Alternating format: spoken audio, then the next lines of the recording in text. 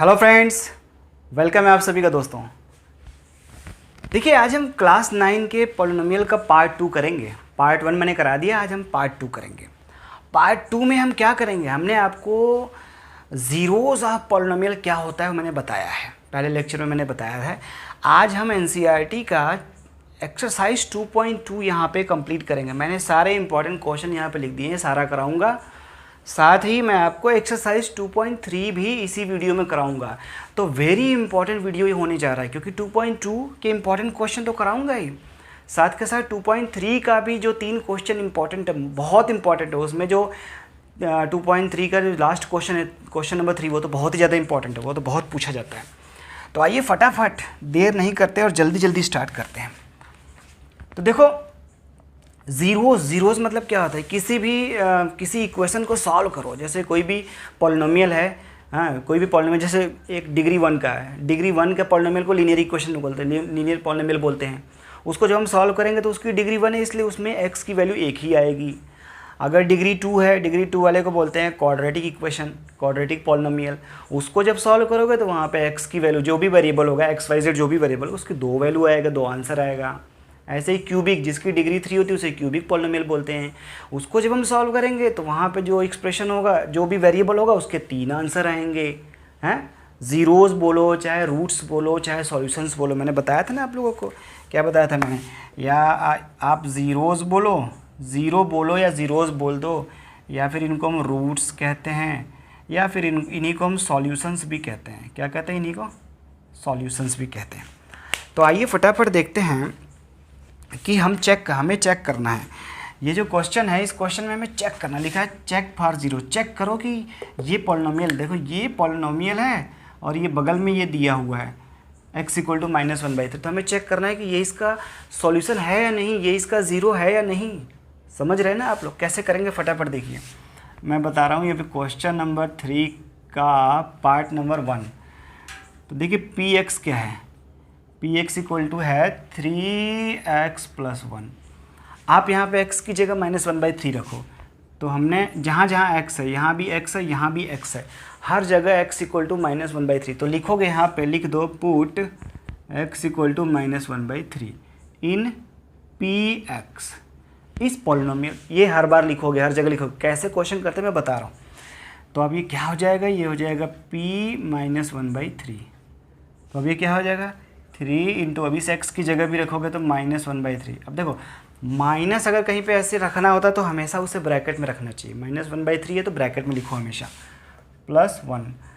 ये 3 से 3 कैंसिल हो गया तो हो गया -1 + 1, और -1 + 1 होता है 0। तो अगर ये 0 आ गया, ये अगर हमने इसको उठा के यहाँ रखा और ये 0 आ गया, तो इसका मतलब ये x = -3 जो है, इसका ज़ीरो है, इस पॉलिनोमियल का ज़ीरो है, इस पॉलिनोमियल का सॉल्यूशन है, इस पॉलिनोमियल का रूट है। तो लिखेंगे since p - 1/3 = 0, so x = -1/3 is zero of given polynomial. ऐसे लिखना पड़ता है पॉलिनोमियल। आपको मैं इतना क्यों लिख रहा हूँ, क्योंकि मैं सारे क्वेश्चन में ये नहीं लिखूँगा, मैं आपको ये प्रोसीजर बता रहा हूँ कि क्वेश्चन करने का यही तरीका है। मैं हर बार नहीं लिखूँगा। तो ये हो गया पहला पार्ट। आइए फटाफट दूसरा पार्ट करते हैं जल्दी से। देखिए दूसरा पार्ट क्या है। दूसरा पार्ट ये है कि px दिया हुआ है, px = दिया है 5x - पाई तो जानते हैं ना, पाई की वैल्यू क्या होती है, 22/7 भी होता है, 3.14 भी अप्रॉक्सीमेट वैल्यू होता है ये सब। अब यहाँ पे x की जगह रखना है 4/5 रखना है, x की जगह में क्या रखना है 4/5। तो रखो, तो हम निकालेंगे p 4/5,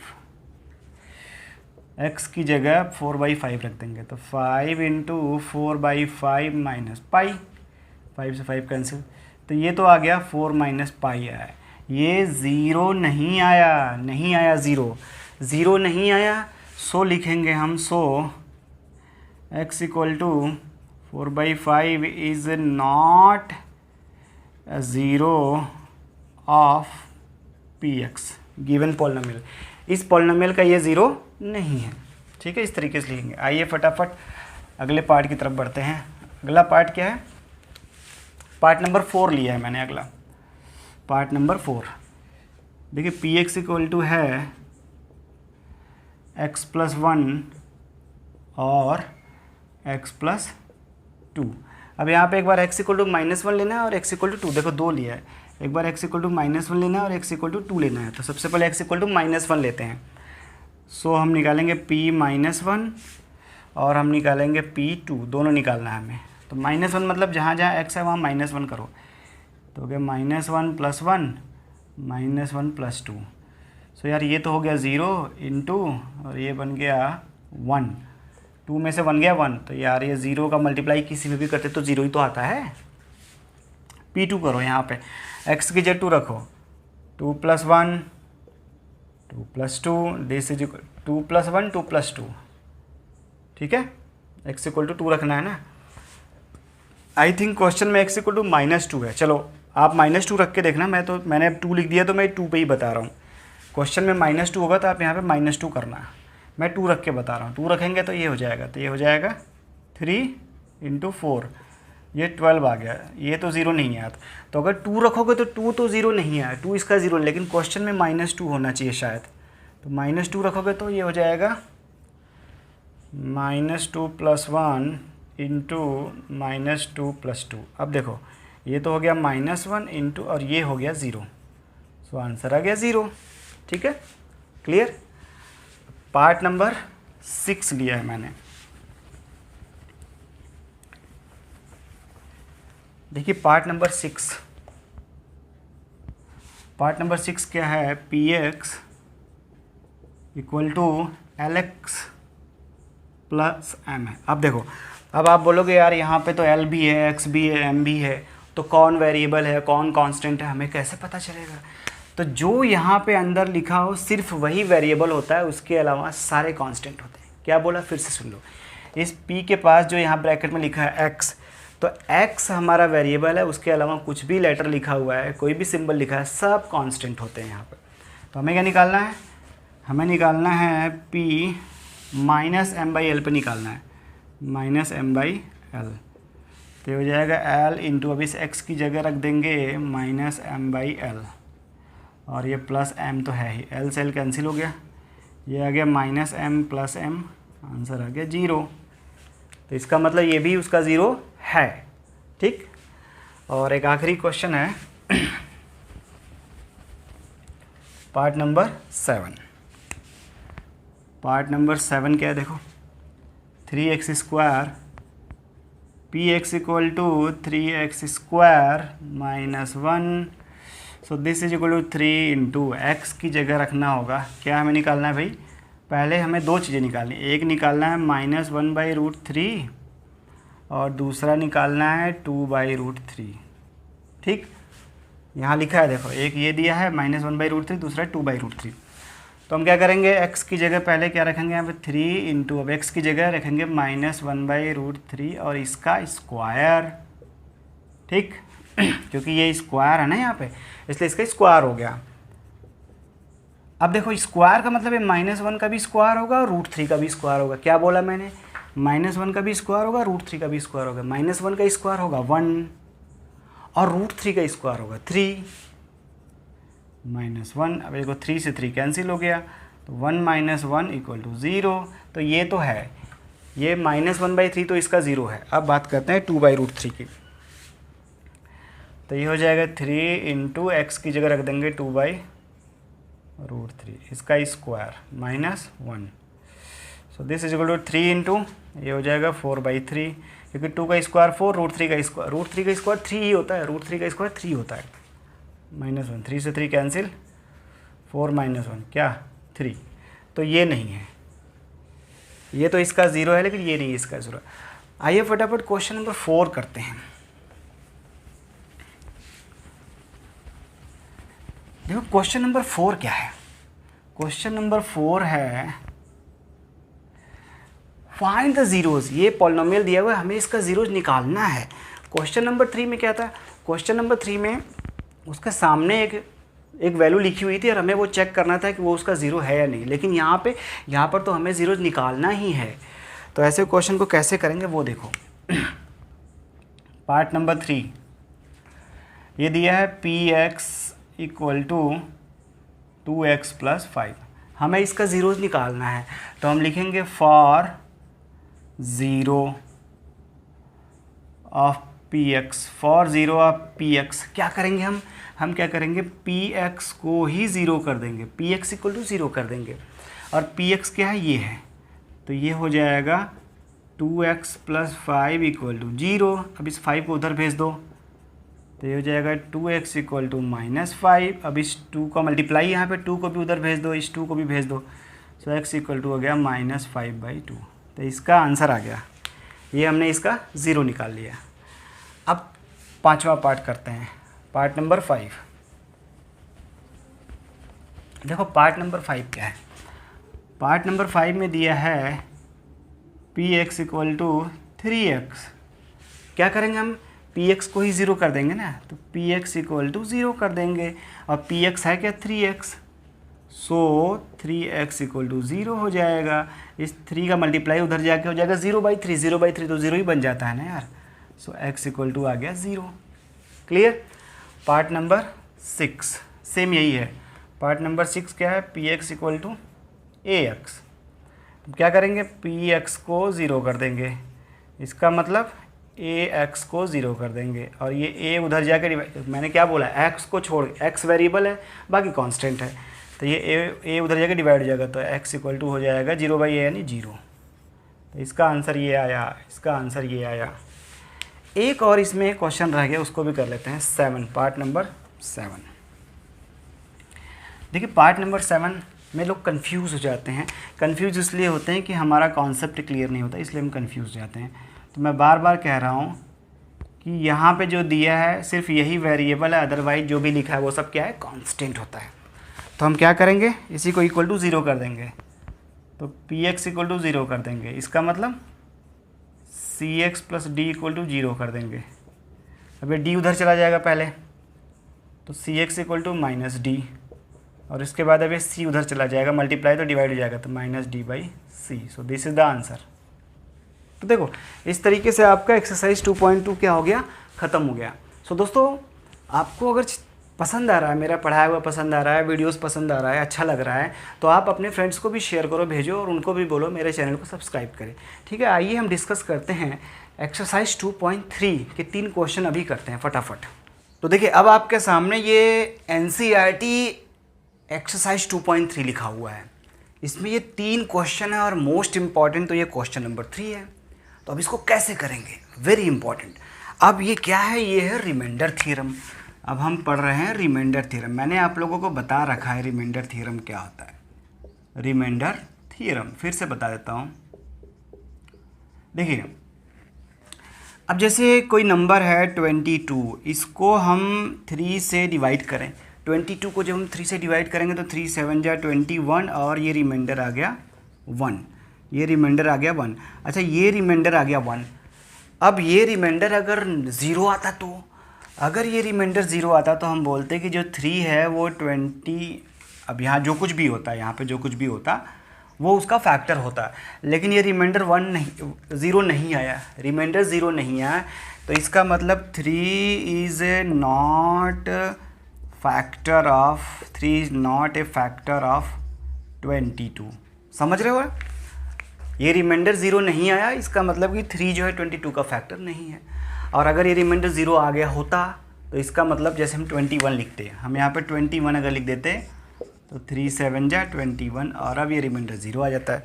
तो that means 3 is the factor of 21, 3 is the factor of 21। इसी तरीके से सिमिलरली हम किसी पॉलिनोमियल को, यहाँ पे कोई पॉलिनोमियल होगा और हम इसको दूसरे किसी पॉलिनोमियल से डिवाइड करेंगे, तो यहाँ पर भी पॉलिनोमियल आएगा और यहाँ पर भी पॉलिनोमियल आएगा। वो पॉलिनोमियल यहाँ पे कांस्टेंट भी हो सकता है, क्यों, कांस्टेंट पॉलिनोमियल होता है ना, जितने भी कांस्टेंट होते हैं उनको कांस्टेंट पॉलिनोमियल बोलते हैं। अच्छा ये जो अंदर जो पॉलिनोमियल होता है, याद रखना इसकी डिग्री जो है, डिग्री इसकी बड़ी होनी चाहिए इस वाले से, इसकी डिग्री इससे ज़्यादा होनी चाहिए, मोर। ठीक है, ज़्यादा डिग्री होनी, इसकी डिग्री ज़्यादा होनी चाहिए, जो जिसकी डिग्री ज़्यादा होती है वो अंदर लिखा जाएगा। दैट मीन्स ये दोनों आपके सामने लिखा, हम कंफ्यूज हो जाते हैं कि कौन अंदर रहेगा कौन बाहर रहेगा, किसको किससे डिवाइड करना है। यहाँ पे x के पावर 1 है, इसकी डिग्री 1 है, यहाँ x के पावर 3 तो इसकी डिग्री 3 है, तो ये जो है डिविडेंड बनेगा अंदर और ये जो है बाहर आएगा। ठीक है, क्लियर। तो यहाँ पे भी ये जो आया रिमाइंडर, अगर ये रिमाइंडर 0 होता, ये रिमाइंडर अगर 0 आ जाएगा तो ये रिमाइंडर 0 आ जाएगा, मतलब ये वाला पॉलिनोमियल इस पॉलिनोमियल का एक फैक्टर होगा, और अगर ये रिमाइंडर 0 नहीं आएगा तो ये इसका फैक्टर नहीं होगा। यही तो होता है रिमाइंडर थ्योरम। अच्छा, रिमाइंडर निकालने के दो तरीके, एक तरीका तो ये डिवीज़न मेथड, इसको हम नेक्स्ट जो वीडियो बनाऊंगा उसमें मैं आप लोग बताऊंगा कि कैसे हम डिवाइड करते हैं, बहुत ही ईजी तरीके से बता दूंगा। लेकिन फ़िलहाल हम जो करेंगे उसमें डिवाइड नहीं करेंगे, हम किसी दूसरे मेथड से रिमाइंडर निकालेंगे। तो आइए देखते हैं वो कौन सा मेथड है। तो ये कुछ क्वेश्चन यहाँ पर लिखा हुआ है। पहला क्वेश्चन है कि find remainder when this polynomial is divided by this. यहाँ पे 2 दिया हुआ, 1 और 2 ऑप्शन है, तो मैं पहला बताऊंगा, दूसरा नहीं बताऊंगा। दूसरा क्यों नहीं बताऊंगा? क्योंकि ठीक दूसरे के जैसा है तीसरा क्वेश्चन, तो मैं तीसरा बताऊंगा। फिलहाल पहले को देखते हैं। अब वो कह रहा है कि इसको इससे डिवाइड करना है, तो जिससे डिवाइड करना है पहले उसी को ले लो। तो हम पहले क्वेश्चन में, तो हम क्या करेंगे, यहाँ पे x प्लस पाई जो दिया है इसी को इक्वल टू पहले 0 कर दो, पहले इसी को इक्वल टू 0 कर दो, फिर ये पाई उधर भेज दो, तो यहाँ से x हो गया माइनस पाई, x क्या आ गया माइनस पाई। अब ये माइनस पाई उठा के इसमें पुट कर दो जो पॉलिनोमियल हमें गिवन है, तो लिखोगे now put x equal to minus pi in given polynomial. तो क्या है पॉलिनोमियल? px हमें क्या गिवन है, x cube plus 3x square plus 3x plus 1। आप इसमें पुट कर दो, तो हमें करना है माइनस पाई, x जहाँ जहाँ x है वहाँ माइनस पाई, तो यहाँ भी होगा माइनस पाई, ये हो जाएगा माइनस पाई का cube plus 3 into minus pi का square plus 3 into minus pi और प्लस 1। क्या किया मैंने, हर जगह x की जगह माइनस पाई रख दिया, तो ये हो गया। अब देखिए माइनस पाई का क्यूब मतलब माइनस का भी क्यूब और पाई का भी क्यूब। माइनस का क्यूब, माइनस के पावर अगर ऑड होता है तो माइनस ही आता है, तो माइनस और पाई का क्यूब हो जाएगा, वो ऐसे हो जाएगा। अब ये प्लस, अब देखो ये माइनस का स्क्वायर प्लस हो जाएगा क्योंकि माइनस के पावर इवन प्लस हो जाएगा पाई का स्क्वायर, तो 3 पाई स्क्वायर, और ये प्लस माइनस का मल्टीप्लाई माइनस 3 पाई और प्लस 1। तो इसका ये आया रिमाइंडर, तो ये रिमाइंडर इसका है, ये इसका आंसर होगा कि हमने रिमाइंडर निकाले। जब आप इसको इससे डिवाइड करो तो ये रिमाइंडर आएगा, और ये रिमाइंडर 0 तो नहीं आया ना, 0 नहीं आया, इसका मतलब x प्लस पाई इस पॉलिनोमियल का फैक्टर नहीं होगा, x प्लस पाई इस पॉलिनोमियल का फैक्टर नहीं होगा। दूसरा पार्ट आप लोगों को, दूसरा पार्ट इसका खुद से ट्राई करिए, और मैं जब तीसरा बताऊंगा तो समझ में आ जाएगा। आइए क्वेश्चन नंबर 2 करते हैं। ये क्वेश्चन नंबर 2 में एक पॉलिनोमियल गिवन है और इसको हमें डिवाइड करना है x प्लस ए से। तो यार वही बात, जिससे हमें डिवाइड करना है पहले हम उसी को क्या कर देंगे, 0 कर देंगे। मैंने अभी तो बताया आपको। तो सबसे पहले हम x माइनस ए है, तो सबसे पहले हम x माइनस ए को ही 0 कर दें, तो ये माइनस ए उधर जाएगा प्लस ए बन जाएगा, तो x हो गया a, x कितना आ गया a। अब क्या करेंगे, यही उठा के पुट कर देंगे पॉलिनोमियल में। Now put x equal to a in given polynomial, तो आप पुट कर दो यहाँ पे। तो पॉलिनोमियल क्या है, पॉलिनोमियल है x cube minus ax square plus 6x और माइनस a। ठीक है, अब आपको यहाँ पर रखना है x की जगह क्या रखना है, a रखना है, तो a हो जाएगा। यहाँ भी x की जगह a हो जाएगा, तो ये हो जाएगा a का क्यूब माइनस a इंटू, अभी इस x की जगह भी a हो जाएगा, a का square plus 6 into a minus a। भाई जो a पहले था वो तो पहले ही अपनी जगह पे है, लेकिन जो x है उस x की जगह पे हमें a रखना था। तो ये a का क्यूब होता है, और ये a का स्क्वायर और a मिलके फिर ये भी a क्यूब हो जाएगा, ये हो गया 6a माइनस a। अब ये देखो, ये इसके आगे माइनस का साइन है, इसके आगे कोई साइन नहीं है, तो प्लस का साइन होता है। जब कोई साइन नहीं गिवन होता तो प्लस का ही तो मानते हैं। ये तो कैंसिल हो गया। अब 6a में से a गया 5a, तो इसका रिमाइंडर कितना आ गया, 5a आ गया, और ये भी 0 नहीं आया, तो ये जो है x माइनस ए इस पॉलिनोमियल का फैक्टर नहीं होगा। अगर ये 0 आ जाता तो हम बोलते कि x माइनस ए इस गिवन पॉलिनोमियल का फैक्टर होगा। अब देखो यहाँ पे वही करना है, यहाँ पे भी बोला है कि check whether this is a factor of this, हमें चेक करना है कि ये इसका फैक्टर है कि नहीं। तो काम तो वही करना है ना, हमें जो हम कर रहे हैं वही काम करना है। तो यहाँ पर भी जिसको पूछ रहा है कि ये फैक्टर है कि नहीं, यानी जिसकी डिग्री कम है उसी को 0 मानते हैं हमेशा। तो 7 + 3x को 0 मान लो, तीसरा क्वेश्चन। तो 7 + 3x को सबसे पहले हम 0 मान लें, फिर इस 7 को उधर भेज दो, तो 3x = हो जाएगा -7। अब इस 3 को भी उधर भेज दो, मल्टीप्लाई है तो डिवाइड हो जाएगा, तो x = आ गया -7/3। आप क्या करेंगे, वही काम यार, पुट कर दो इसमें उठा के, तो लिख दो पुट x = -7/3 इन गिवन पॉलिनोमियल। ठीक, तो क्या हो जाएगा, पॉलिनोमियल है क्या, पॉलिनोमियल है 3x³ + 7x। अब आप यहाँ पे x की जगह -7/3 रख दो, तो ये हो जाएगा -7/3 x की जगह, तो 3 × -7/3 का क्यूब + 7 × -7/3। मैंने क्या किया, कुछ भी तो नहीं किया, जहाँ जहाँ x था वही मैं -7/3 कर दिया। So this is equal to 3 × minus का क्यूब तो माइनस ही होगा, तो ये माइनस आगे लगा दो, माइनस का क्यूब माइनस होगा तो इसलिए मैंने ये माइनस आगे यहाँ लगा दिया। 7 का क्यूब 7 × 7 × 7 343 होता है, 343। 3 का क्यूब 3 × 3 × 3, देखो ब्रैकेट, ये ब्रैकेट के अंदर -7/3 का क्यूब है, तो इस माइनस का भी क्यूब होगा, 7 का भी क्यूब होगा, 3 का भी क्यूब होगा, इन सभी का हमें क्यूब करना पड़ेगा। ध्यान रखा करो, जो भी ब्रैकेट में रहेगा सभी का हो जाएगा वो। 3 का क्यूब हो जाएगा 27, और ये प्लस और माइनस का मल्टीप्लाई, -7 7 जा 49/3। अब देखो 3 से कटेगा, 3 1 जा 3 9 जा, तो ये हो गया -343/9 और -49/3। ठीक, इसका एलसीएम होगा 9, 3 और 9 का एलसीएम हो गया 9।